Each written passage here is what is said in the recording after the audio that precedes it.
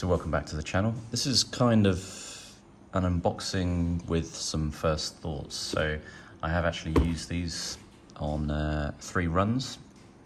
So I felt if I did a few runs, I'd be able to give more of an informed feedback or decision. So these are the Nike Air Zoom Alphafly. They were developed, I think, around 2020 in partnership with Kipchoge. I always get his name wrong, so apologies if I'm pronouncing that incorrectly, but he was the guy who basically broke the 2-hour marathon mark. So obviously a lot of research and technology went into these. So I've used these, here we go. I've used these on the treadmill only, not outside. So you can see just from 3 runs, they're kind of wrinkled and crinkled in. So the first thing I noticed about these, well, firstly handling them, but also wearing them, they are extremely light. So I think they weigh in at about, I think it's 230 grams. So yeah, as running shoes go, extremely light. And I've got a couple of other running shoes here that I've used over the years to do some comparisons. So firstly, I think these have been absolutely amazing. I feel like I want to run faster. I feel like I do go a bit faster. They're a weird shoe, and they take a while to get used to. So the very first run I went on, I found that I felt a little bit unstable. So I felt a bit, I think, on my shins, my ankle.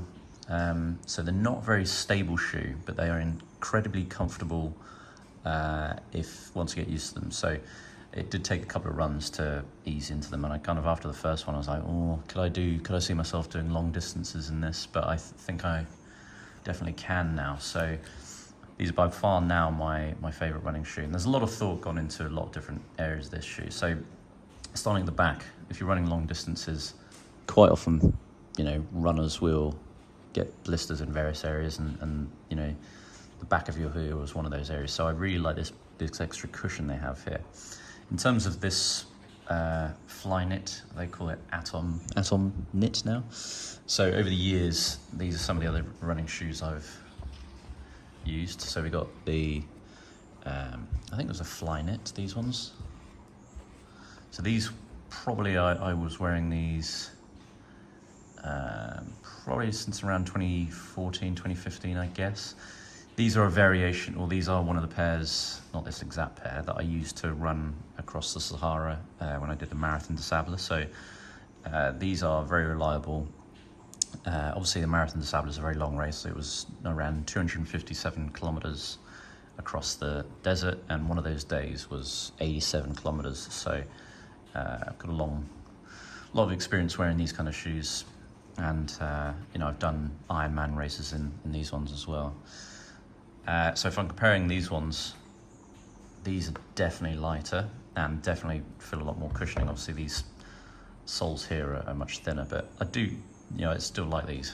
The second one, I suppose, is this one. So these, I tend to go through a lot of these.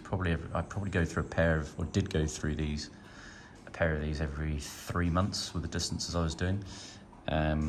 These these are really nice. I kind of stuck with these the last few years because they are very soft in terms of the impact on your knees and hips. So I do still really rate these, but these are kind of, now I've gone on for like 3 runs with these. I think the new pair will kind of surpass these. But yeah, I've put a lot of mileage in on these, but yeah, again, you can see it's worn out here. That happens pretty quickly, and I've had a lot of runs where these are completely burst on me. So still comfortable. I'd still be happy to use these, but they do not last very long if you're doing long distances.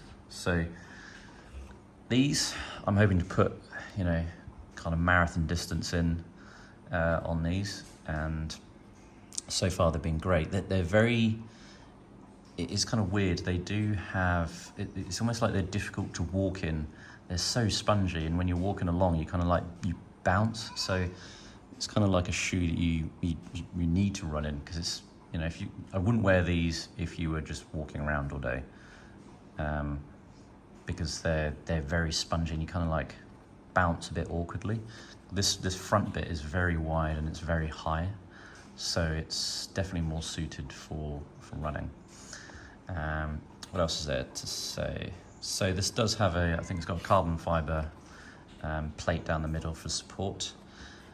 Overall, this is very good for blisters in terms of, it's very light. It's not going to rub. The one thing I do like about this shoe compared to some of the other ones, like for example this one, is they have a bit more support. They've got some kind of I don't know how they've done it, some kind of plastic or something, so it's not completely, it basically has the support in the right place around the toe and around the side, so that's really good. The laces are extremely light here. It's very airy. I think that's pretty much it, but I think these currently, I've got a lot of different brands, not just Nike ones I've just shown here, but these I would say are the best running shoes in the world at the moment, with all the experience and the distances I have. So yeah, highly recommend these. You can get, they're pretty pricey. I think they're about 275 US, but if you look for a previous season version, then you can get it for like probably almost half price. So look around for old seasons. The only difference is really just the color. So yeah, highly recommend them. Let me know if you've worn these for racing and what you think of them. But yeah, thanks for watching.